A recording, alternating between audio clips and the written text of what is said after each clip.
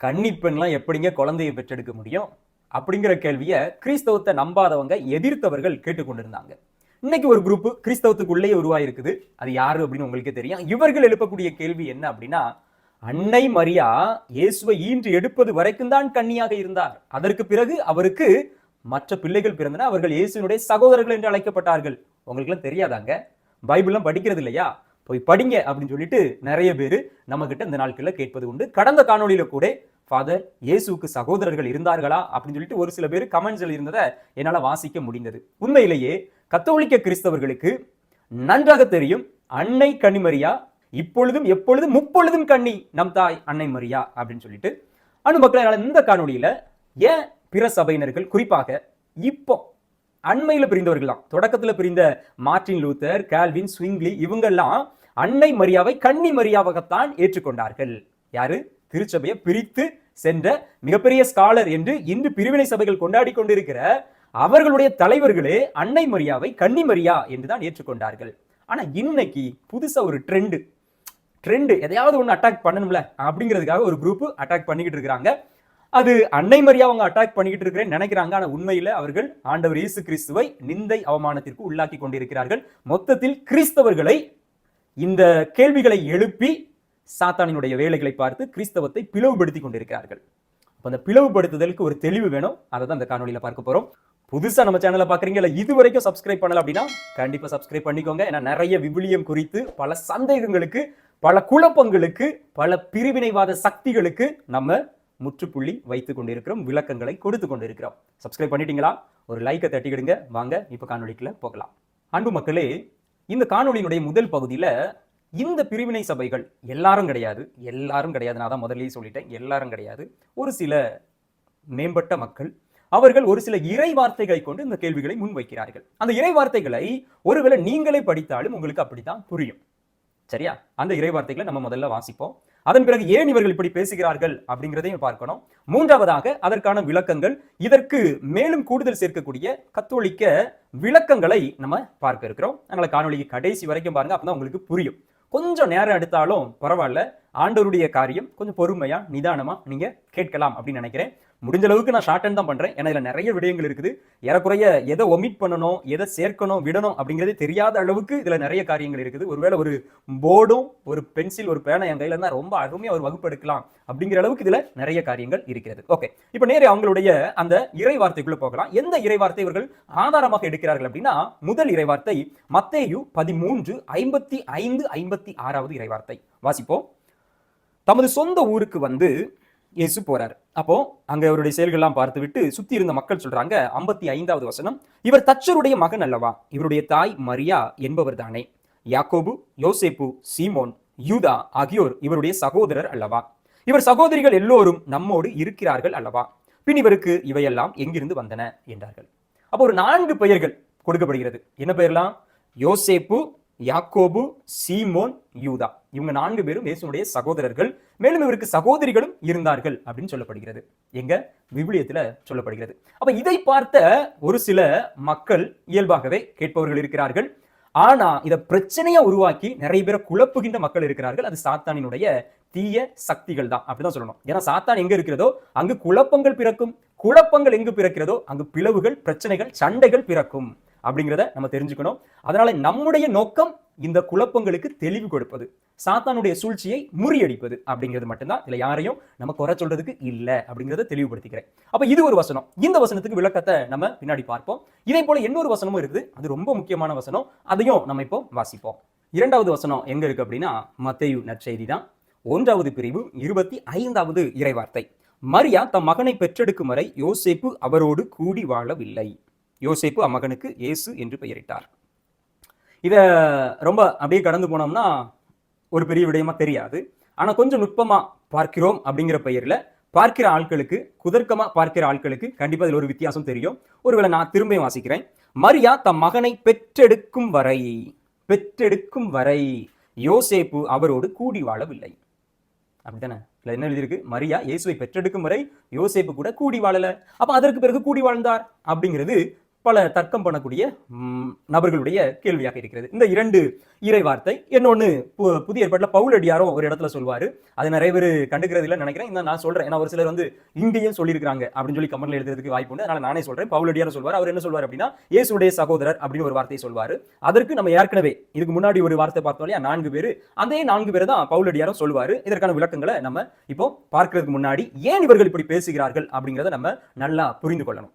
முதல் காரணம் இவர்கள் ஏன் இப்படி பேசுகிறார்கள் அப்படின்னா, மக்களை இவர்களுடைய முழு நோக்கமும் கத்தோலிக்கத்தை தாக்கம் செய்வது, கத்தோலிக்க மக்களை குழப்பத்தை ஏற்படுத்துவது, கத்தோலிக்க மக்களின் மனதிற்குள் விவிலியம் எப்படி சொல்கிறது, ஏன் நீங்க இதை போய் பிடிச்சிட்டு இருக்கீங்க, அப்ப உங்களுக்கு பைபிளே தெரியல அப்படிங்கிற ஒரு தாழ்வு மனப்பான்மையை உருவாக்கி மக்களை தம் பக்கம் எழுப்புவது. ஏன்னா இவங்களுக்கு சும்மா போய் பேசினாங்க யாரும் வரமாட்டாங்க. அப்ப இந்த மாதிரியான ஒரு சில விடயங்களை எடுத்து மக்களை குழப்புகின்ற வேலை. நான் தான் முதல்ல சொன்னேன், குழப்புகிற வேலை யாருடைய வேலை? சாத்தானினுடைய வேலை. ஆதாம் ஏவாள், அங்க பாம்பு போகுது, சாத்தான் ஒரு சூழ்ச்சி செய்கிறது, ஏவாளை ஆசையை காண்பிக்கிறது, குழப்பத்தை ஏற்படுத்துகிறது. மைண்ட்ல குழப்பம் ஏற்பட்ட உடனே ஆட்டோமேட்டிக்கா செயல்லையும் குழப்பம் ஆயிரும். அப்ப இதே போல பல தர்க்கங்களை வைப்பதற்கான காரணம் என்ன அப்படின்னா, ஒரு குழப்பத்தை ஏற்படுத்தி நம்ம கத்தோலிக்கத்திலிருந்து கிறிஸ்தவர்களை பிரித்தெடுப்பது. அதனால இந்த மாதிரி ஆட்கள்கிட்ட முதல்ல தெளிவா இருந்துக்கணும். என்ன இன்டென்ஷன் இவங்களுக்கு? இவங்க உண்மையிலேயே இயேசு கிறிஸ்துவை பற்றி அறிவிக்கிறார்கள் அப்படின்னா, அன்னை மரியாவை அட்டாக் பண்ணாம இவங்களால அறிவிக்க முடியாது அப்படிங்கிற ஒரு நிலைமைக்கு வரும் பொழுது இவங்க அன்னை மரியாவை அட்டாக் செய்யறாங்க, தாக்கம் செய்கிறாங்க. ஆனா அந்த அன்னை மரியா இவர்களுக்கும் சேர்த்துதான் பரிந்து பேசிக் கொண்டிருக்கிறார் அப்படிங்கிறத மறந்துடுதாங்க. பாவம், ஐயோ பாவம், அப்படிதான் நம்ம சொல்ல முடியும்.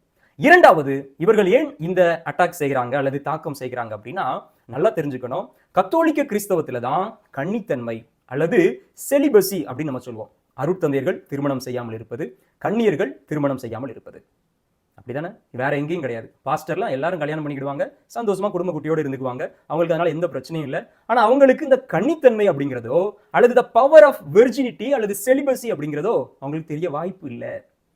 அது அவர்களுடைய அறியாமை அப்படிங்கிறத நம்மளால சொல்ல முடியும். இப்போ நம்ம ஏற்கனவே ஒரு காணொலி கொடுத்துருக்கிறோம், ஏன் குருக்கள் திருமணம் ஆகாமல் இருக்கிறாங்க அப்படிங்கிறது ரொம்ப தெளிவா சொல்லியிருக்கிறோம். அதில் ஆண்டவர் இயேசு கிறிஸ்து நிறைய சொல்லியிருக்கிறாரு, புனித பவுலடியாரும் நிறைய சொல்லியிருக்கிறாரு அப்படிங்கிறத ஒரு விளக்கத்தை நம்ம கொடுத்துருக்கிறோம். ஒருவேளை சந்தேகம் இருந்தா அங்க போய் பார்க்கணும். ஏன்னா ஒரு சில பேர் கீழே கமெண்ட்ல வந்து, யார் உங்களுக்கு கல்யாணம் பண்ணாம இருக்க சொன்னா, ஆண்டவர் ஆணும் பெண்ணும் இணைந்து இருப்பதற்காகத்தானே ஆதாம் ஏவாளை தொடக்கத்தில் படைத்து 2 பேரையும் சேர்த்து வச்சாரு அப்படி இப்படின்னு சொல்லிட்டு பலபலபலான்னு பேசிட்டு இருக்க கூடாது. அது ஒரு ஆங்கிள், இது ஒரு ஆங்கிள். அதனால ஃபாதர் திருமணத்துக்கு எதிரா அப்படின்னா அதுவும் கிடையாது. அப்போ இந்த விடயம் அவர்களுக்கு இல்லை, அந்த செலிபசி என்பது இல்லை அப்படிங்கிறதுனால அன்னை மரியாவும் அப்படித்தானே, அன்னை மரியாவும் சாதாரண ஒரு பெண்மணி தானே அப்படின்னு அவங்க கொண்டு வராங்க, எல்லாத்தையும் சாதாரணம் நார்மலைஸ் பண்றாங்க அப்படிங்கிறத நம்ம தெரிஞ்சுக்கணும். மூன்றாவது, இவர்கள் ஏன் இந்த தாக்கத்தை ஏற்படுத்துகிறார்கள், இந்த அட்டாக் செய்கிறாங்க அப்படின்னா, என்னை பொறுத்தவரையில இவங்களுக்கு தெளிவான விவிலிய வகுப்புகள் நடத்தப்படுவது கிடையாது. இன்னைக்கு யாரெல்லாம் பைபிளை கையில் எடுத்துட்டு என்னால ப்ரீச் பண்ண முடியும், என்னால நல்லா ஜெபிக்க முடியும், 4 பேரை போய் சந்திச்சு அவங்கள குணமாக்க முடியும் அப்படின்னு நினைச்சவங்க எல்லாருமே இன்னைக்கு செய்யக்கூடிய பிரச்சனை தான் இது. அப்போ விவிலியத்திற்கென்று வகுப்புகள் உண்டு, விவிலியத்துக்கென்று கமெண்ட்ரிஸ் உண்டு. விவிலியத்தை அந்தந்த மொழியினுடைய ரூட் வேர்ட்ல போய் இவர்கள் படிப்பது கிடையாது, அப்படி படித்து எழுதப்பட்ட புத்தகங்களை வாசிப்பதும் கிடையாது. இன்னைக்கு நீங்க பாத்தீங்கன்னா பழைய ஏற்பாடு முழுவதும் எபிரேய மொழியில் எழுதப்பட்டிருக்கும், புதிய ஏற்பாடு முழுவதும் கிரேக்க மொழியில் எழுதப்பட்டிருக்கும். ஒரு மொழியிலிருந்து இன்னொரு மொழிக்கு அந்த மொழி பெயர்ப்பு செய்யும் பொழுது எவ்வளவு பிரச்சனைகள் வரும் அப்படிங்கிறத இவர்கள் அறிந்திருக்க வாய்ப்பே கிடையாது. ஏன்னா இன்னைக்கு நம்ம இத்தாலியில நாங்க இருக்கிறேன், இத்தாலியன் லாங்குவேஜ் படிக்கும் பொழுதுதான் எப்படி ஒவ்வொரு வார்த்தைகளும் மாறி இருக்கிறது. அந்தந்த மொழியில, ஒருவேளை தமிழ் மொழியில அதற்கு சரியான வார்த்தை கிடைக்காம நம்ம எப்படி தடுமாறி ஒரு சில வார்த்தைகளை பயன்படுத்தி இருக்கிறோம் அப்படிங்கிறத படித்த நபர்களால புரிந்து கொள்ள முடியும். அன்பு மக்களை, என்னுடைய நண்பர் ஒருவர் எருசலேம்ல விவிலியத்துல ஆய்வு பணி செய்து கொண்டிருக்கிறார். அவர்கள் எத்தனை மொழி படிக்கணும் தெரியுமா? எபிரேயம், கிரேக்கம், அராமைக், ஜெர்மனி, இட்டாலியன், லாட்டின், இப்படி இன்னும் பல மொழிகள். ஜெர்மனியா ரொம்ப முக்கியம் அப்படின்னா, ஜெர்மன் மொழியா முக்கியம் அப்படின்னா நிறைய கமெண்ட்ரிஸ் அவங்க எழுதியிருப்பாங்க. அப்ப இதே போல எல்லா மொழிகளையும் படித்தவர்கள் தான் இதற்கு விளக்கம் சொல்லக்கூடிய. சும்மா பைபிள் எடுத்துட்டு 10ல் 1 தாங்க அப்படின்னு சொல்லி கேட்கிற ஆட்களால சரியான விளக்கத்தை கொடுக்க முடியாது. ஓகே, ஐ அப்ரிஷியேட், அவங்க வேலை செய்யறாங்க, நிறைய மக்களை சந்திக்கிறாங்க, குறை சொல்வதுக்கு இல்லை. ஆனா அவர்கள் சொல்வது சரியான விளக்கமாக இருக்க முடியாது அப்படிங்கிறத மீண்டுமாக சொல்லுகிறேன். அப்ப இதுதான் முக்கியமான 3 காரணங்களாக நான் பார்ப்பது. ஏன் இந்த மக்கள் தொடர்ந்து குறிவைத்து பேசுகிறார்கள் அப்படின்னா, அவங்களுக்கு அதனுடைய வேல்யூவை தெரியல அப்படிங்கிறது. ஓகே, இதெல்லாம் தாண்டி இப்ப நம்ம விளக்கத்துக்குள்ள வேகமா போலாம். அன்பு மக்களை, முதல் இறைவார்த்தை அவர்கள் சொல்லக்கூடியது மத்தேயு 13:55. 4 நபர்கள் யாரெல்லாம் உங்களுக்கு ஞாபகம் இருக்கா? யோசேப்பு, யாக்கோப்பு, சைமன், ஜூடஸ். இந்த 4 பேரும் அவருடைய சகோதரர்கள் அப்படின்னு அவங்க சொல்றாங்க, அப்படிதானே? அன்பு மக்களே, இந்த சகோதரர்கள் அப்படிங்கிறது விவிலியத்துல எந்த வார்த்தை பயன்படுத்தப்பட்டிருக்கிறது அப்படின்னா, அது உடன் பிறந்த சகோதரர்களை மட்டும் அங்கு குறிப்பது கிடையாது. மாறாக சொந்தக்காரங்க, கசின் பிரதர் அப்படின்னு நம்ம சொல்லுவோம் இல்லையா, சித்தப்பா மக்க, பெரியப்பா மக்க, அவர்களையும் அது சகோதரர்கள் தான் அப்படின்னு சொல்லுவோம். இதற்கு நிறைய எடுத்துக்காட்டுகள் இருக்குது. முக்கியமான ஒரு எடுத்துக்காட்டு பழைய ஏற்பாட்டுல, குறிப்பாக தொடக்க நூல்ல 14:14 நீங்க பாத்தீங்க அப்படின்னா, ஆபிரகாம் லோத்துவை பார்த்து சகோதரன் சொல்வார். ஆனா உண்மையில ஒரு சகோதரர் கிடையாது, அவருடைய சொந்தக்காரருடைய மகன், இந்த சென்ஸ் கசின் பிரதர், ஆபிரகாமும் லோத்தும். இதே போல நிறைய நீங்க பார்த்துட்டே இருக்கலாம். அதே போல ஜெனசிஸ் தொடக்க நூல்ல 29:15 லாபான் யாக்கோபை பார்த்தும் சொல்லக்கூடிய வார்த்தை சகோதரர். இது மட்டும் கிடையாது, நிறைய இருக்குது. அப்போ விவிலியம் முழுவதுமே சகோதரர் அப்படின்னு பயன்படுத்தப்பட்டிருக்கிற அந்த வார்த்தை அது உடன் பிறந்தவர்களை குறிப்பது கிடையாது, மாறாக தங்களுடைய சொந்தக்காரங்களை. நம்ம ஊர்ல எப்படி கூப்பிடுவோம்? அப்ப இன்னைக்கே நம்ம ஊர்ல என் பெரியப்பா பையனா அண்ணன் நம்ம கூப்பிடுவோம், அப்படிதானே? யார்ட்டையாவது இன்ட்ரடியூஸ் பண்ணும்போது என்ன சொல்லுவோம்? என் சகோதரன் தான் சொல்லுவோம், இல்லையா? அப்ப நம்ம இன்று 2000 வருஷம் கழிச்சு இன்னைக்கே இந்த ஒற்றுமை இப்படி இருக்குது அப்படின்னா, அன்றைய காலத்துல எல்லாருமே சேர்ந்து வாழக்கூடிய ஒரு இடம், ஒரு சின்ன இனம், ஒரு சின்ன நாடு, ஒரு சின்ன குடும்பத்துக்குள்ள எல்லாரும் எப்படி கூப்பிட்டுருப்பாங்க? கண்டிப்பா சகோதரர்கள் தான் கூப்பிட்டுருப்பாங்க.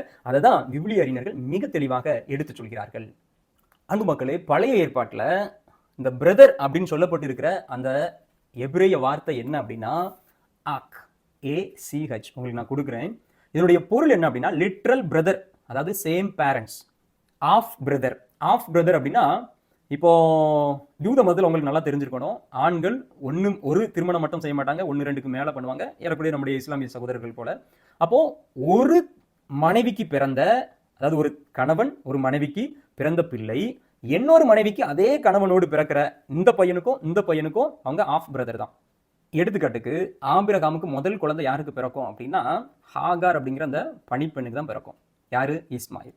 திரும்ப ஆபிரகாமுக்கும் சாராக்கும் ஒரு குழந்தை பிறக்கும், அது ஈசாக். இப்போ ஈசாக்கும் இஸ்மாயிலும் யார் அப்படின்னா பிரதர் தான். புரிஞ்சுதா உங்களுக்கு? ஓகே.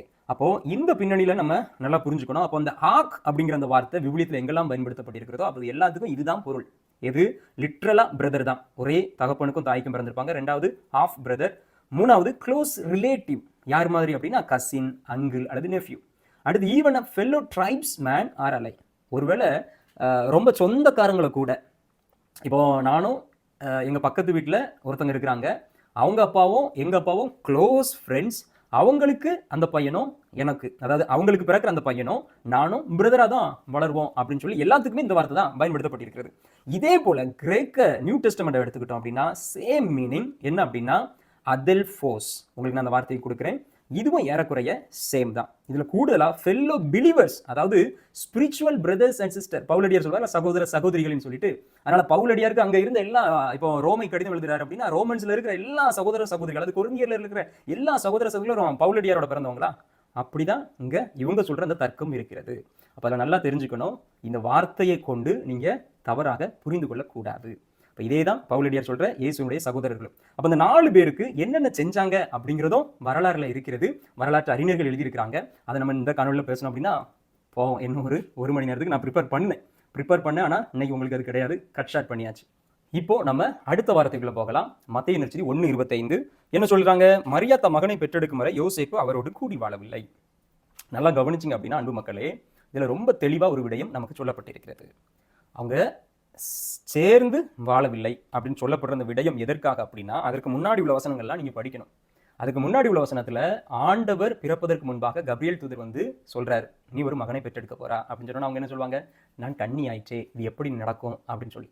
அதுக்கப்புறம் அவர் எல்லாத்தையும் சொல்றாரு, தூயாவியால நடக்கும், அது வந்து எல்லாம் பாசிபிள் தான் கடவுளால அப்படின்னு சொல்லி எல்லாம் சொல்லி முடிச்சுட்டு கடைசி அங்க வரும்பொழுது மத்தேயு நற்செய்தியாளருடைய இன்டென்ஷன் என்ன அப்படின்னா, இயேசு கிறிஸ்து என்கின்ற கடவுளினுடைய மகன் கன்னி மரியாவுக்கு தான் பிறந்தார். she is born out of a virgin mother அப்படிங்கிறதா. ஏன்னா அவர் கடவுளுடைய மகன் அப்படிங்கிறது நல்லா தெரிஞ்சுக்கணும். அப்ப இந்த வார்த்தை இங்கு எழுதப்பட்டதனுடைய நோக்கம் எல்லாரும் நம்பும் பொருட்டு, குறிப்பாக இயேசு பிறந்தது ஒரு கன்னி பெண்ணுக்கு தான். இது யாருடைய தீர்க்க தரிசனம்? எசாயா புத்தக இறைவாக்கினருடைய தீர்க்க தரிசனம். கன்னிப்பெண் ஒரு ஆண் மகனை பெற்றெடுப்பார் அப்படிங்கிற அந்த தீர்க்க தரிசனம் இங்கு நிறைவேற்றப்படுகிறது அப்படிங்கிறத மத்தேயு நற்செய்தியாளர் பதிவு செய்கிறார். நீங்களும் நானும் நம்புறதுக்கு கிடையாது, மற்ற சமயத்தை சார்ந்தவர்களும் இயேசு கிறிஸ்துவை பற்றி அறியாதவர்களும் நம்புவதற்காக இங்கு பதிவு செய்கிறார். ஆனா இந்த பதிவை எப்படி நம்ம எடுக்கிறோம் பார்த்தீங்களா? இதுதான் குதர்க்கம், இதுதான் சாத்தானினுடைய வேலை அப்படின்னு நான் சொல்றேன். ஏன் ஃபாதர் அது கரெக்ட் தானே, இந்த விளக்கம் போதாது அப்படின்னு நினைச்சா ஒரு சின்ன எக்ஸாம்பிள் சொல்றேன். இப்போ ஒரு மனைவி ஹாஸ்பிட்டல்ல கஷ்டப்பட்டு பிரசவ வலியோட போய் அட்மிட் பண்ணியிருக்கிறாங்க. ஆனா ஒரு கணவன் அவருடைய வேலை எல்லாத்தையும் விட்டுட்டு தொடக்கத்துல இருந்து கடைசி வரை அந்த பெண்ணோடே இருக்கிறார். முடிச்சிட்டோம். இப்ப இங்க இன்டென்ஷன் என்ன? அந்த கணவன் எல்லா வேலையும் விட்டுட்டு தன் மனைவியின் மீது கொண்ட அன்பினால அவர் முழுக்க முழுக்க அந்த பெண்ணோடே இருக்கிறார். சரிதானே? அடுத்த லைன்ல எழுதப்படுகிறது, அவர் அன்னைக்கு சாப்பிடல, அவர் அன்னைக்கு வேலைக்கு போகல, அவர் அன்னைக்கு ஒரு டீ கூட குடிக்கல அப்படிலாம் நம்ம சொல்லிட்டு எழுதியிருக்கிறோம் வச்சுக்குவோமே, ஒரு கதைக்கு சொல்றேன். இப்ப அவர் டீ குடிக்கல, அவரு சாப்பிடல அப்படின்னு சொல்லி யாராவது வந்து பேசிக்கிட்டு இருப்பாங்களா? அப்ப இன்டென்ஷன் என்ன? ஒரு நரேட்டிவ் எழுதப்பட்டதனுடைய இன்டென்ஷன் என்ன அப்படின்னா, அந்த இன்டென்ஷனை சரியா புரிந்து கொள்ள வேண்டும். சரியா? இப்போ ஏற்கனவே நான் சொன்னது அங்க பிரதர்ஸ் அப்படின்னு சொன்னதுக்கு காரணம் அது அவருடைய உடன் பிறந்தவர்கள். அன்னை மரியா எப்பொழுதும் கன்னி. இதுக்கு தான் நான் முதல்ல இன்னொரு பாயிண்டையும் சொன்னேன். அன்னை மரியா தவம் இருந்து பெற்றெடுக்கப்பட்ட மகள். அது பைபிள்ல கிடையாது, ஆனா நம்ம பாரம்பரியத்துல இருக்கிறது. யாருக்கெல்லாம்? ஜோக்கிம்க்கும் அண்ணாவுக்கும். இன்னைக்கு நம்ம ஊர்ல அண்ணம்மா சபைகள் எத்தனை பள்ளிக்கூடம் வச்சிருக்காங்க, எத்தனை இதுன்னு உங்களுக்கு தெரியும். அதெல்லாம் கத்தோலிக்க கிறிஸ்தவர்கள் இதை பற்றி தேவையில்லை. ஒருவேளை தெரியாத ஆட்களுக்காக நான் அந்த விளக்கம் சொல்றேன். அப்போ இந்த ஜோக்கிம்க்கு குழந்தை இல்லாமல் இருக்கும் பொழுது பாலைவனத்துல போய் அவர் கதறி அழுது, அங்கேயும் கபிரியேல் தூதர் வராரு, அவருக்கு குழந்தை கொடுக்குறாரு. சொல்லும் போதே சொல்றாரு, உன்னுடைய பெண்ணை நீ ஆலயத்துல காணிக்கையாக ஒப்பு கொடுக்கணும் அப்படின்னு சொல்லி. அப்போ நானும் திரும்ப தேடி போய் படித்தேன். யூத கலாச்சாரத்துல அன்றே ஆண்களும் பெண்களும் ஆலயத்திற்கு அர்ப்பணிக்கப்பட்ட பிறகு அவர்கள் வாழ்நாள் முழுவதும் கன்னியாகவோ அல்லது திருமணமாகாமையோ நிறைய பேர் இருந்திருக்கிறாங்க. அதனால பவுலடியார் கூட திருமணமாகாம இருக்கிறாரு. இயேசு திருமணமாகவில்லை. இன்னும் நிறைய பேர் நீங்க பழைய ஏற்பாட்டிலையும் பார்க்கலாம். திருமணம் ஆகாத நிலைமையில் இருக்கிறவர்கள் முழுக்க முழுக்க கடவுளுக்கு அர்ப்பணித்தவர்கள். அப்ப அன்னை மரியா சிறு வயதிலேயே தன்னுடைய கற்பை கடவுளுக்கு அர்ப்பணித்தவர். அப்படிப்பட்ட அந்த தாய் அது எப்படி இயேசு பிறந்த பிறகு அந்த அர்ப்பணிப்புக்கு எதிராக செல்ல முடியும்? அதற்கு தான் நான் சொன்னேன், கத்தோலிக்க திருவையில அருட்தந்தையர்கள் அருட்கன்னியர்கள் உண்டு. இந்த மற்ற சபையை சார்ந்தவர்களுக்கெல்லாம் இந்த கன்னிமையிலேயோ அல்லது செலிபஸிலேயோ என்னது துறவுலையோ எப்படி முடியும் அப்படிங்கிற நிலைமையில இருக்கிறாங்க. கோடிக்கணக்கான பேர் இதுவரைக்கும் 2000 வருஷத்துல வாழ்ந்துட்டு போயிருக்கிறாங்க. இந்த சாதாரண மனிதர்கள் அருட்தந்தையாகவோ அருட்கன்னியர்களாகவோ கடைசி வரைக்கும் துறவை காத்து கட்டி காத்து வாழ்ந்து கொண்டு இருக்கும் பொழுது ஏன் தாய் அன்னை மரியாவுக்கு முடியாது அப்படிங்கிற அந்த கேள்வியை நம்ம வைக்கணும். அப்படி நீங்க வைத்தீங்க அப்படின்னா உங்களுக்கு இந்த இறைவசனம் மிக தெளிவாக இருக்கும், எந்த குழப்பமும் வராது. இது மட்டும் கிடையாதுங்க, நல்ல கவனிங்க.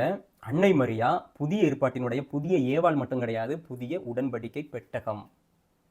இதை விவிலிய அறிஞர்கள் ஏற்றுக்கொள்வாங்க, விவிலிய அறிஞர்கள் சொல்லுது. சரியா? பைபிளை நான் சொன்னேன்ல, நல்லா படிச்சிங்க அப்படின்னா உங்களுக்கு இதெல்லாம் புரியும் அப்படின்னு சொல்லிட்டு. அப்போ கத்தோலிக்க கிறிஸ்தவர்களுக்கு தேவை கிடையாது. ஒருவேளை இந்த காணொலியை மற்ற கிறிஸ்தவர்கள் பார்த்தீங்கன்னா அவர்களுக்காக தான் இதை நான் பதிவு செய்து கொண்டு இருக்கிறேன். உடன்படிக்கை பெட்டகம் நல்லா கவனிக்கணும். நீங்க தாவீது பழைய ஏற்பாட்டில் அவருடைய இடத்துக்கு அந்த உடன்படிக்கை பேழையை தூக்கிட்டு வரும்பொழுது ஊட்சா அப்படிங்கிற அந்த நபர் வந்து என்ன செய்வாரு, அந்த பேழை கீழே உள்ள மாதிரி போய் தொட போவாரு. ஆண்டவர் அவர் அந்த இடத்துல கொண்டுவார். 2 சாமுவேல் 6:6 நினைக்கிறேன், நீங்க அதை படிங்க. அப்போ உடன்படிக்கை பேழையை ஒருத்தர் தொட்டாலே அவன் செத்தான். பழைய ஏற்பாட்டில். புதிய ஏற்பாட்டில் உடன்படிக்கை பேழையான இயேசுவை தாங்கிய இந்த புதிய உடன்படிக்கை பேழை தான் அன்னை மரியா. அவர் எப்படி தொட முடியும் ஒரு ஆண் அப்படிங்கிற அந்த கேள்வியை நீங்க நல்லா புரிந்து கொள்ளணும், கேட்கணும். 2வது, பழைய ஏற்பாட்டில் குறிப்பாக எண்ணிக்கை புத்தகம் 4:20 கடவுளுக்குரிய பொருட்களை நீங்க பார்த்தீங்கனாலே செத்தீங்க. அந்த ஒரு இறைவார்த்தை மட்டும் நான் உங்களுக்கு வாசித்து காமிக்கிறேன், நீங்க பாருங்க. எண்ணிக்கை புத்தகம் 4:20 ஆகினும் புனித பொருட்கள் மூடப்படும் போது கொகாத்தியர் உள்ளே சென்று பார்க்கக்கூடாது, மீறினால் அவர்கள் சாவுக்கு உள்ளாவார்கள். அப்ப யாரு தான் பார்க்கணும்? லேவியர், அந்த குருகுலத்தை சார்ந்தவங்க தான் பார்க்கணும். அவங்க தான் அந்த பொருட்களை பயன்படுத்தணும், தொடணும், ஒரு இடத்துல இருந்து இன்னொரு இடத்துக்கு கொண்டு போகணும், சுத்தம் பண்ணணும். எல்லாமே ஒரு குறிப்பிட்ட இனம், ஒரு குறிப்பிட்ட ஒரு வழி தோன்றல் உண்டு.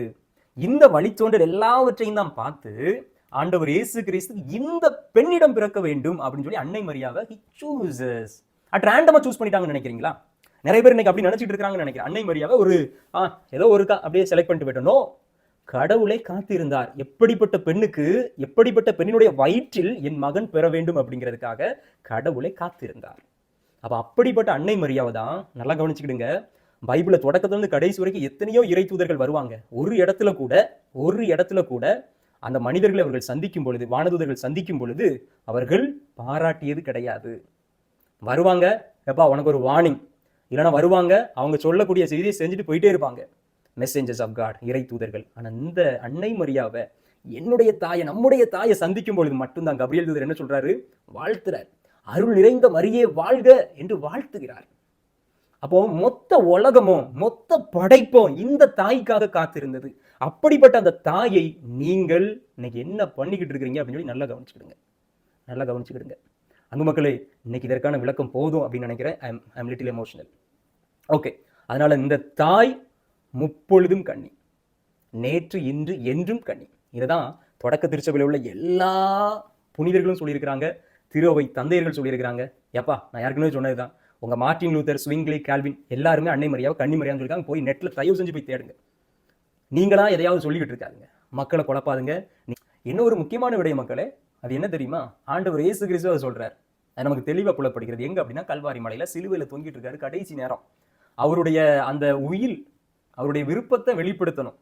அப்போ அன்னை மரியாவை கடைசி யார்ட்டையாவது ஒப்படைக்கணும். அப்போ ஒப்படைக்கும் பொழுது யார்கிட்ட ஒப்படைக்கிறாரு? அன்பு சீடர்கிட்ட ஒப்படைக்கிறார். ஒருவேளை ஆண்டவர் இயேசு கிறிஸ்துவுக்கு சகோதரர்கள், உடன் பிறந்தவர்கள் இருந்திருந்தாங்க அப்படின்னா இந்த சீனே அங்க தேவையில்லை. ஏன்னா அன்னை மரியாவை எப்படி அவருடைய தம்பிகள் அல்லது அண்ணன்கள் பார்த்துக்கிடுவாங்க, அப்படித்தானே? ஓகே, இதே போல நம்ம நிறைய விளக்கங்கள் இருக்கிறது. இதெல்லாம் எவ்வளவு சொன்னாலும் சொல்றது போல தூங்கிட்டு இருக்கவனை எழுப்பலாம், தூங்குற மாதிரி நடிக்கிறவனை நம்மளால ஒன்றும் செய்ய முடியாது, இல்லையா? நீங்கள் இந்த விடயத்தை இன்னும் எடுத்து பேசிக்கிட்டே இருக்கிறீங்க, மக்களை குழப்புறீங்க அப்படின்னா நீங்க உண்மையே சொல்றேன், உங்களுக்குள்ள தூய ஆவி இல்ல, தீய ஆவி மட்டும்தான் இருக்கிறது. அன்பு மக்களே, தொடர்ந்து இணைந்திருப்போம், விழித்திருப்போம், ஜெபித்திருப்போம், ஆவே மரியா என்று உறக்கச் சொல்வோம். God bless you.